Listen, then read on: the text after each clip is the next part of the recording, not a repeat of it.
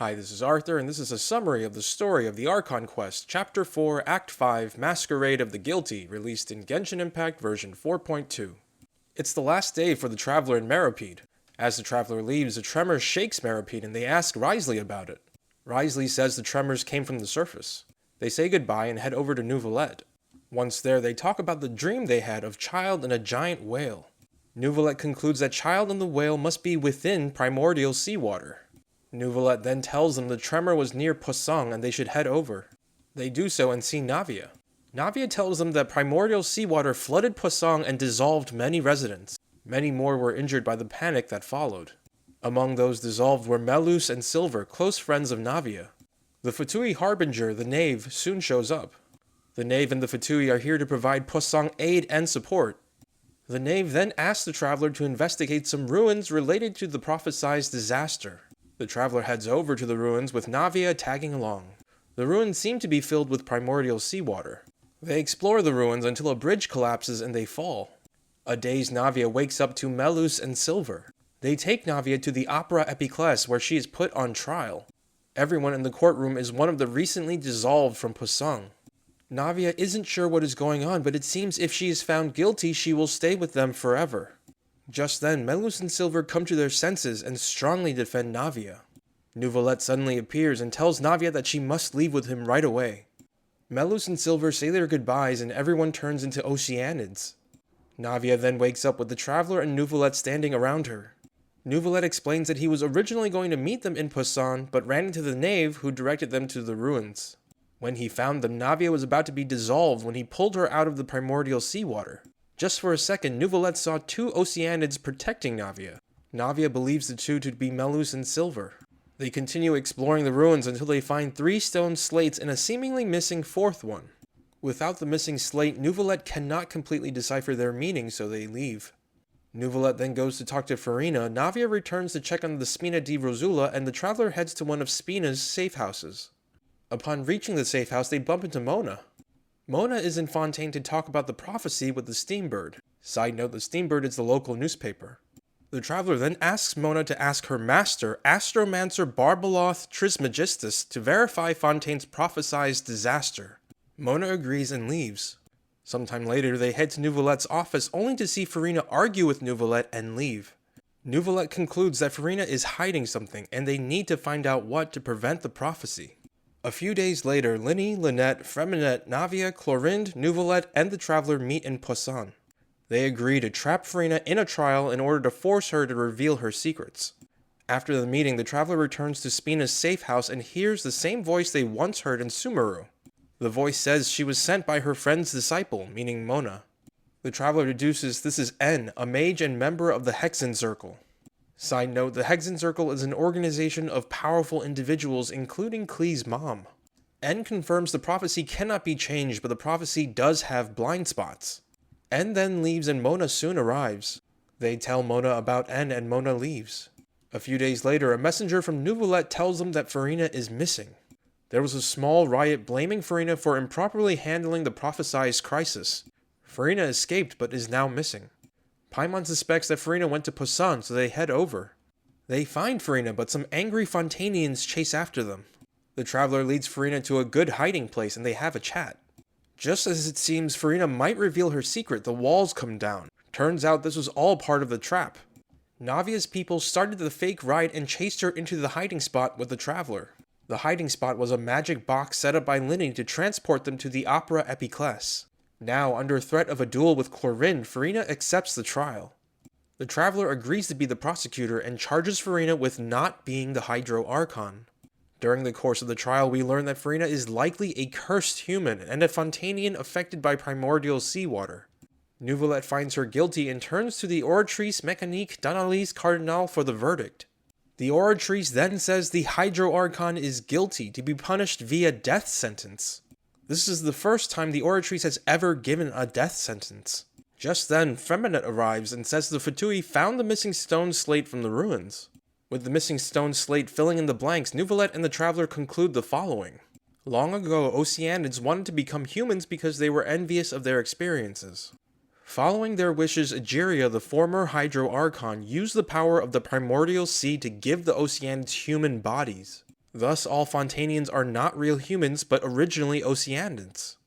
Coming into contact with primordial seawater releases the power in Fontanians' bodies, which dissolves them back into Oceanians. Unfortunately, Egeria did not have the authority to create humans and was punished by Celestia with the prophecy.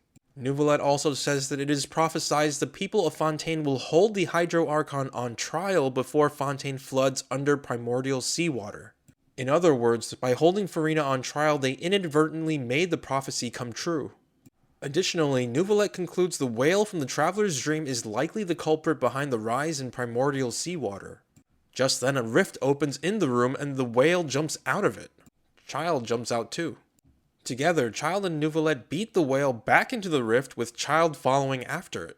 Neuvillette explains the whale is not from Tevat, but a monster that traverses the stars. The whale has been consuming so much primordial seawater energy that it is mostly integrated with the primordial sea.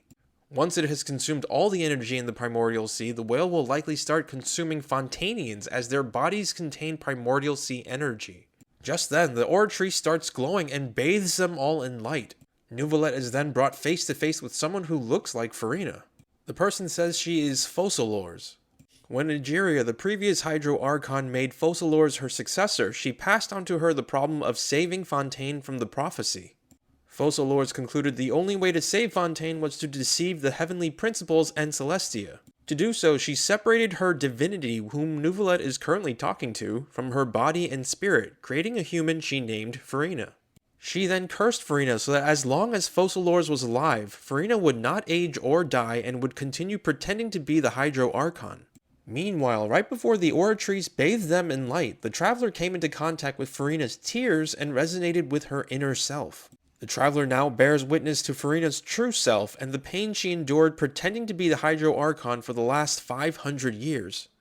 Back to Focalors and Neuvillette, Focalors explains she and her Gnosis merged with the Oratrees and have been accumulating indemnitium for centuries. With the energy she's gathered, she intends to destroy herself and the divine throne of the Hydro Archon. Doing so will change the rules of Tevat established by Celestia and return the authority over Hydro back to Neuvillette, who is the Hydro Dragon sovereign of this planet. Thus the verdict from before called for Focalors' death, not Farina. Farina instead will fulfill the part of the prophecy with the Hydro Archon sitting atop a flooded Fontaine. This is why Neuvillette was originally made Iudex of Fontaine, so he would learn to care for Fontanians and save them. They finish talking and the execution takes place. Back in the Opera House, Neuvillette tells the Traveler the whale's name is the all-devouring Narwhal, and they head into the rift to fight it. They fight, and just before they win, a woman takes the Narwhal and throws it into another rift along with an unconscious child. The woman says she is Skirk, Child's master, and will speak with them since they are strong enough to beat the Narwhal without using power from beyond this world. Skirk says the whale was her master's pet and she was coming to retrieve it. Skirk says her master's name is Sertologi, also known as the Fowl, the Visionary, Verder Folnir, and Gold Rhindaughter.